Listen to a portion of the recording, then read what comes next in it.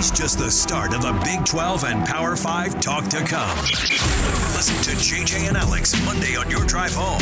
Afternoons from 3 to 6 on 97.5, the KSL Sports Zone. Welcome back, everybody. It's First and 12. Alex Kirry, Mitch Harper, happy Sunday to you, and happy shopping. Our program brought to you by Macy's. The freshest fruits and vegetables and your favorite local brands. You can find it right there at the Macy's grocery store that brings to you our Big 12 discussions every week on First and 12. So, Mitch, we get to chat every week with Micah Bernard on JJ and Alex, and this is something this week when we sat down with Micah, as we normally do.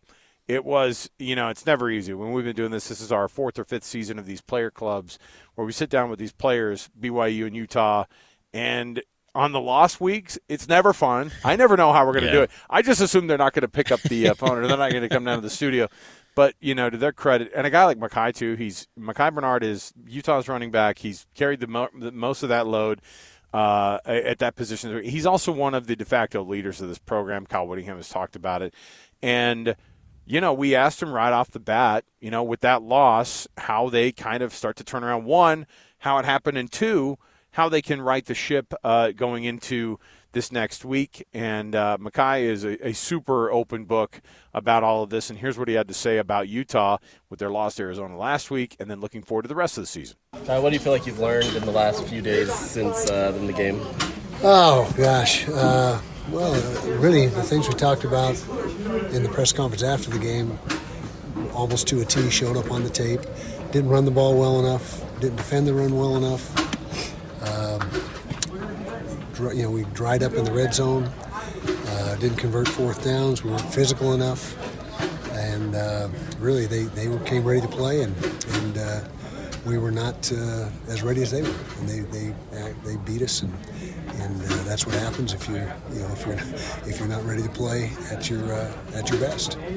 Kyle, Cam's taken a lot of heat the last 2 years over his injuries. Not stuff that he can control, but is there anything maybe in how you handle injury reports or kind of the extent of how you process it that maybe can help that process? I know you can't control that either, but is there anything that way that can help? All I'll say is Cam Rising wants to play worse than anybody, and when he's able to, he will.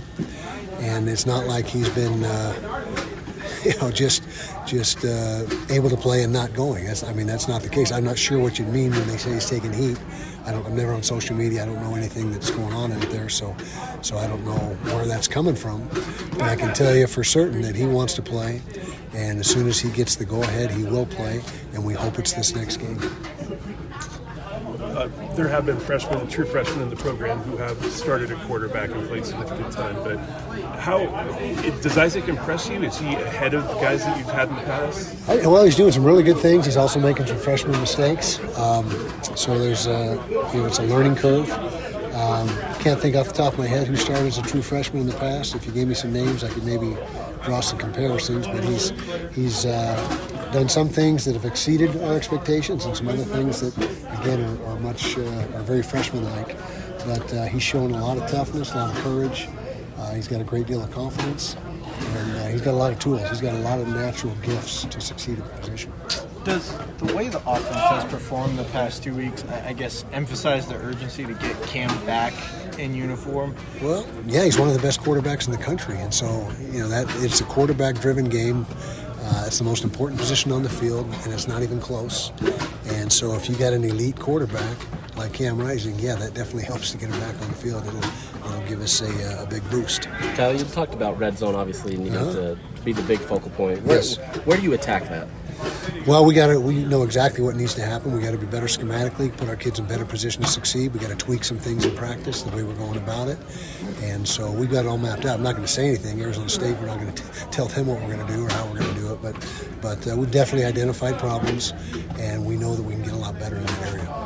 How do you balance using this week? What are the most pressing issues that you need to fix before Arizona State? Well, coming off the last game, physicality at the line of scrimmage. Like I said, we got outrushed 2-1 essentially, and that can't happen. That's exactly how we beat up on people. And so it was disappointing to see that happen. We also got to tackle better. We went some live tackling today in practice because we didn't tackle well enough. Arizona's backs did a great job. They're physical, they're fast, but things that we can correct, and we're working on them, and we expect to be much better next week, obviously.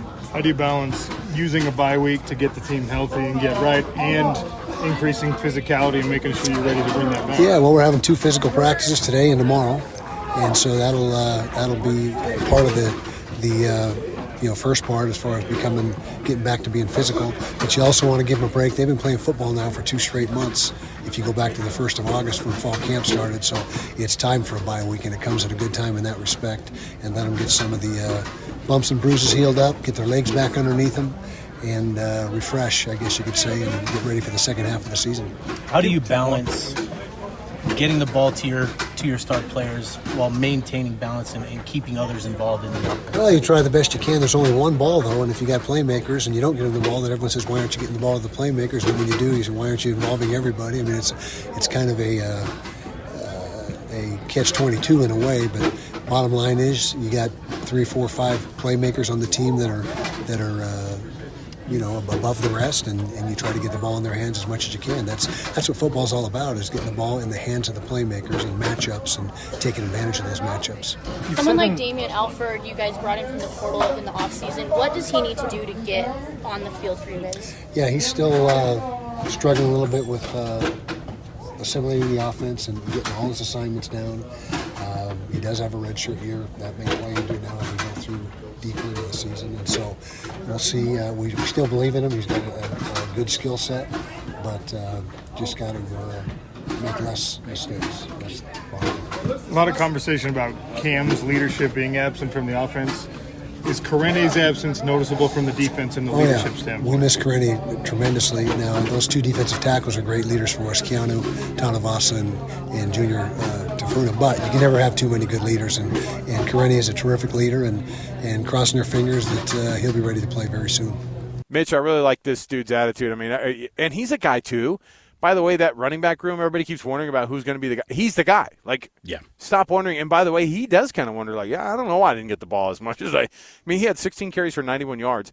He was 3rd in the conference in rushing going into this last weekend. And they could have definitely given him the ball more. Now, I'm not going to try to go in and second-guess the game plan, because at the end they were trying to throw the football a lot to try to get back into that thing, which just shows you it's never good to get behind, especially at home. But really love Micah Bernard's attitude. I've loved having him on JJ and Alex all season long, and you can hear him every week on our program. And it's been really good to get his kind of insight. But he certainly doesn't see the sky falling like some fans do. Nor should he. And coming into this season, the Big 12 kind of branded itself as running back U. It was the league of running backs, and Micah Bernard is squarely in that conversation. Yeah. He's playing much better than Ollie Gordon. Ollie Gordon is an afterthought in this conference right now Oklahoma State's just not giving him the ball enough. And so Micah Bernard is, in the upper tier of a league. He's 6.5 yards a carry. Yeah. He is 6.5 yards a carry this year. And so feed that guy the ball more. He wants it more. And people are like, well, he's a little bit smaller. I'm like, who freaking cares? He doesn't care. It hasn't mattered either. So give him the ball more. It's going to be a really good running back matchup next week, next Friday. Him, Micah Bernard, and Cam Scadaboo from Arizona State, 2 of the top running backs in this league. They were 4 and 5 in the top 5 this league. So, you got Taj Brooks, you got R.J. Harvey, DJ Giddens. It's a great league of running backs. Devin Neal still, even though, Kansas has been kind of forgotten a bit. But, Micah Bernard is among the best in the league. And I don't think that's being talked about enough because – we'll talk about it a little bit later in the show when it comes to injuries, but that's where, Cam Rising's presence in shadow and his injury kind of takes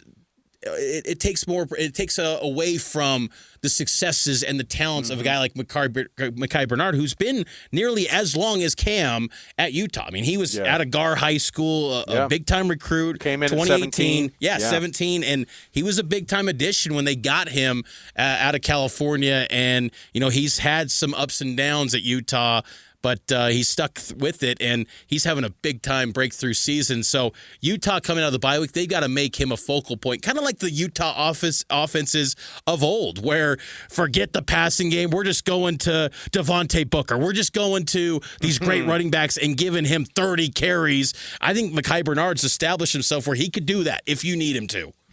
Let's take a break here. We'll come back. Speaking of injuries, we had a conversation this week with Connor Pay. One of the worst injuries BYU has had so far this season because of the leadership aspect that he brings. And he came on our program, and he told us exactly what the deal was. You'll get that chunk of sound again if you haven't heard it. But we'll also have the discussion about the injury bug, because it's something that every team is having to deal with every year, and teams deal with it in different ways. We'll chat about that next right here. It's 97.5 the KSL Sports Zone. It's 1st and 12.